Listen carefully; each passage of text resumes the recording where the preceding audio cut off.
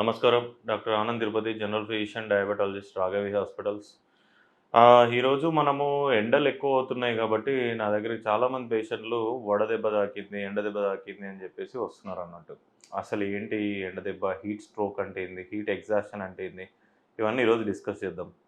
ఇప్పుడు summer start అయిపోయింది. ఎండలు చాలా విపరీతంగా ఉన్నాయి కాబట్టి, మనకు హీట్ రిలేటెడ్ డిసీజెస్ ఉంటాయన్నమాట. హీట్ రిలేటెడ్ డిసీజ్ అంటే ఎండ వల్ల వచ్చేటి ఏమేమి ఉంటదనేది ఈరోజు డిస్కస్ చేద్దాం.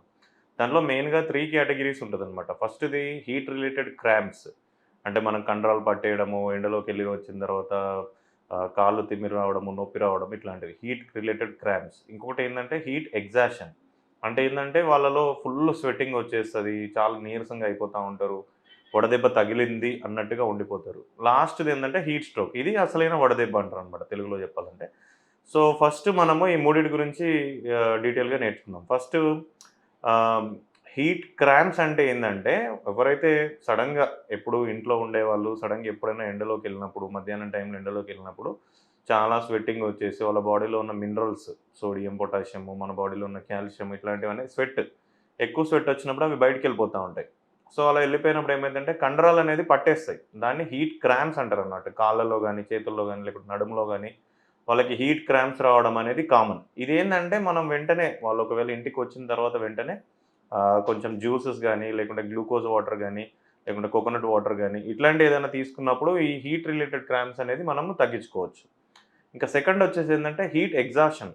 హీట్ ఎగ్జాషన్ అంటే ఏందంటే, మనం నార్మల్ డే కంటే ఎప్పుడైనా ఎవరైనా ట్రావెల్ చేస్తా ఉంటారు. ఎండలో తిరుగుతా ఉంటారు. సమ్మర్ కరెక్ట్‌గా హీట్ ఎక్కువ ఉన్న టైంలో బయటికెళ్ళినప్పుడు బైక్ మీద గాని, లేకుంటే బయట నడుచుకుంటూ వెళ్ళినప్పుడు గాని, ఎక్కువ సేపు వెళ్తే ఏమైద్దంటే, ఆ హీట్‌కి ఎప్పుడైతే మన టెంపరేచర్ ఎక్కువ పెరుగుతదో, మన ఎన్విరాన్మెంటల్ టెంపరేచర్ పెరిగినప్పుడు మన బాడీలో కూడా టెంపరేచర్ ఇంక్రీజ్ అవుతా ఉంటది.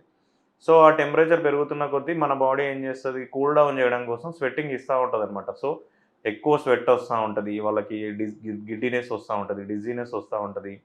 అండ్ లేకుంటే ఇందాక చెప్పినట్టు మజిల్ క్రాంప్స్ రావడము, లేకుంటే వాళ్ళు నీరసంగా అయిపోవడము, ఇట్లాంటివన్నీ హీట్ ఎగ్జాషన్‌లో జరుగుతా ఉంటాయనమాట. ఒకవేళ పేషెంట్ హీట్ ఎగ్జాషన్‌తో ఉన్నాడు అంటే ఏమవుతది, ఒక్కొక్కసారి ఆ పేషెంట్‌కి వామిటింగ్స్ అయ్యే ఛాన్స్ ఉంటది. లూజ్ మోషన్స్ అయ్యే ఛాన్స్ ఉంటది. ఇదంతా కూడా హీట్ ఎగ్జాషన్‌లో ఉంటదనమాట.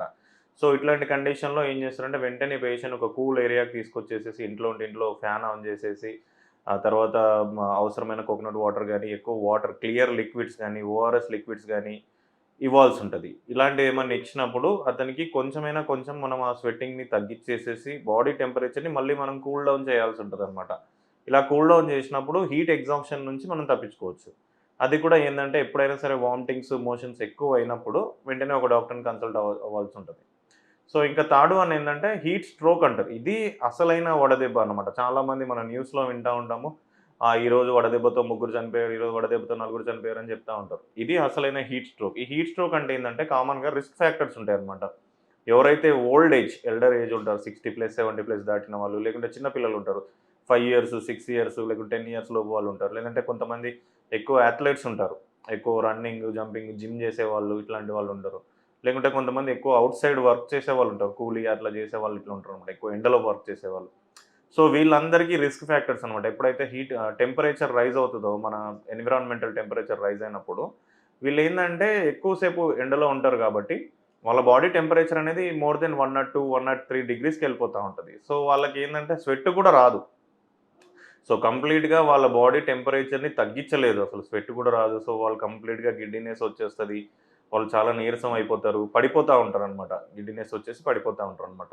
సో, ఇట్లాంటి వాళ్ళేందంటే చాలా బాడీ టెంపరేచర్ పెరిగి ఉంటది కాబట్టి వెంటనే వాళ్ళని హాస్పిటల్ అడ్మిట్ చేయాల్సుంటది. వాళ్ళకి అవసరమైన ట్రీట్మెంట్ ఇయ్యాల్సుంటది.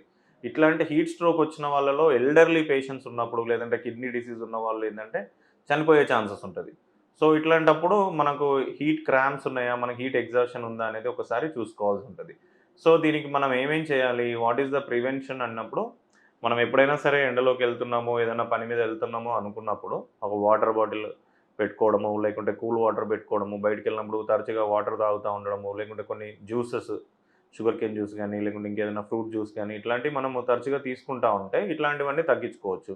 మళ్ళీ ఎండలో ఎళ్తున్నప్పుడు కొంతసేపయినా సరే ఏదన్నా ఒక షేడీ ప్లేస్, ఒక నీడలోకెళ్ళడము, లేకుంటే కూల్ ప్లేస్‌లోకెళ్ళడము, కొంచెం కొంచెం గ్యాప్ తీసుకోవడం ఎండలో లేకుండా, ఇలాంటివి జేసినప్పుడు మనం దీన్ని ప్రివెంట్ చేయొచ్చు.